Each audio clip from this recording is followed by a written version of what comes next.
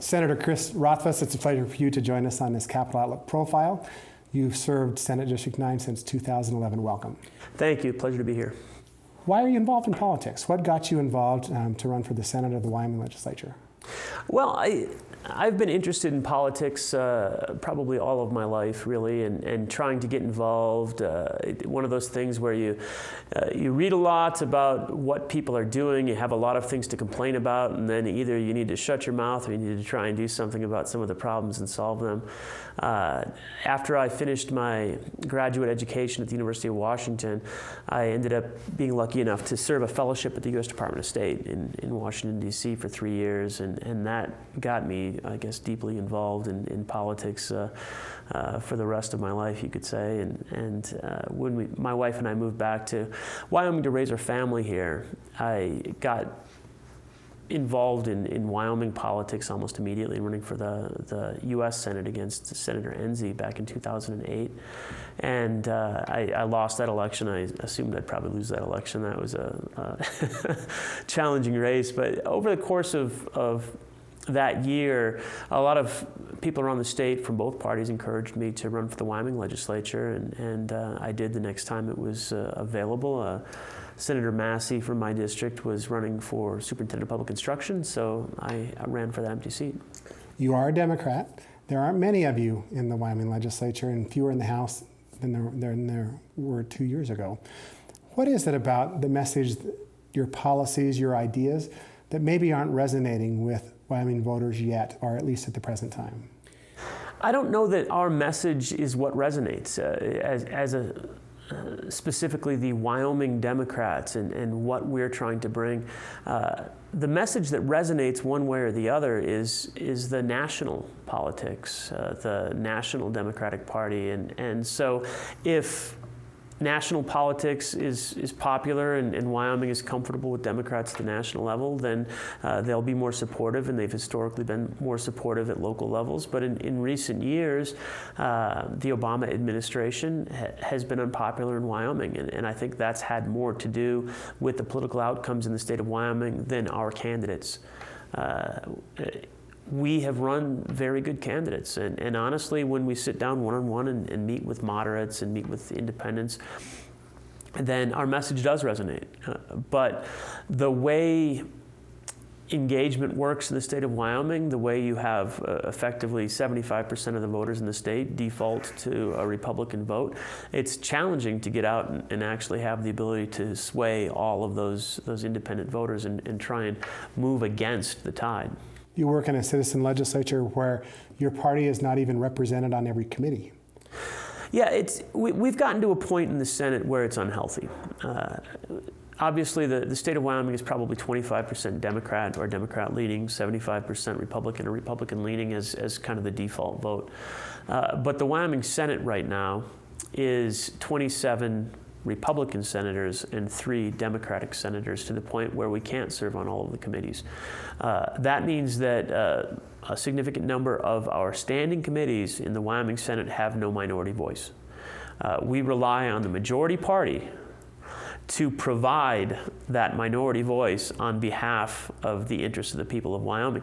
And it doesn't matter which party you're talking about. A one-party system is a flawed system. It's not in the best interest of the people, because you need that tension in government to make sure that you're identifying flaws and figuring out what the best way to move forward is. And if you don't have somebody that is not only allowed to provide that minority voice, but obligated to provide that minority voice and provide the criticism of proposed policies, then you lose an essential check which is supposed to be built into this system. To the extent that we have supermajorities in both chambers that can override governors' vetoes, the governor is also of the same party. We've gotten to the point where we're significantly out of balance for what would be reasonable representation for the people of Wyoming. But that's not the kind of thing that people take to the ballot box when they're making the decision. They're not looking at that bigger picture of, well, what's my ideal ratio of Democrats to Republicans in the legislature, and what should the balance of power be?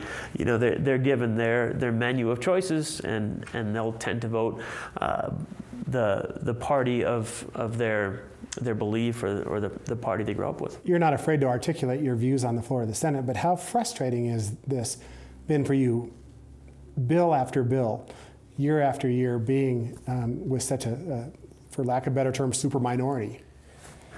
Well, I've never felt that losing a vote on a 26-4 vote in the past made me wrong. That's certainly... Just saying all the Republicans wrong? Is that what you're saying? Exactly. 4 of us were right. Yeah. The reality is there are some issues that are going to come down on party lines. And if they were in another state, they would be decided along party lines the other way.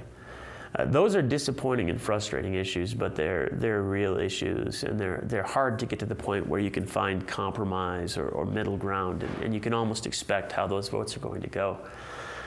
The ones that are more disappointing, where that minority voice presence is more essential, are the ones that are complicated, where there is middle ground, and there would be a good area for compromise. But perhaps the body doesn't even understand what the implications are, or we haven't gone into enough detail. And so as a minority, we'll stand up and we'll try and express that.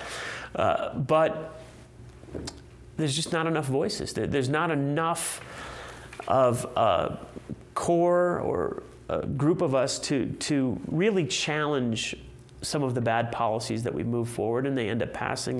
This discussion on revenue. It's happening. We have a revenue committee.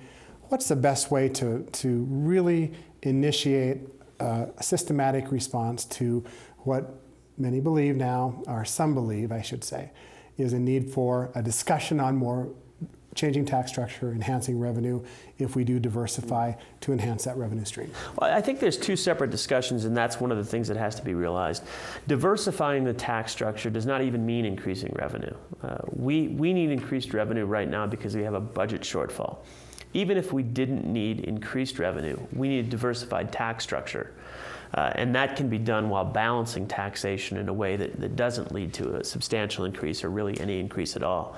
But what we need to recognize is that our tax structure is really set up based on mineral valuations and mineral production in a way that if we were able to even draw some of these major information technology companies to the state of Wyoming, if they put their headquarters here, we really wouldn't make any money off of that. If we had massive manufacturing facilities in the state of Wyoming, we wouldn't make any money off of that either.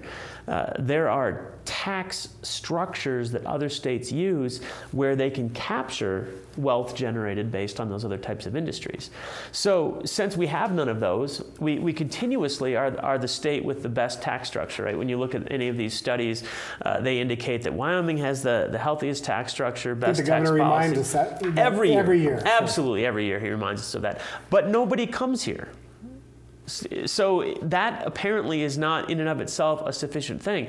It turns out, the governor put together some meetings with industry trying to find out, what do you need? Why aren't you coming to Wyoming? And we had some dinners, and I attended those dinners. The governor was kind enough to invite me to participate in those meetings.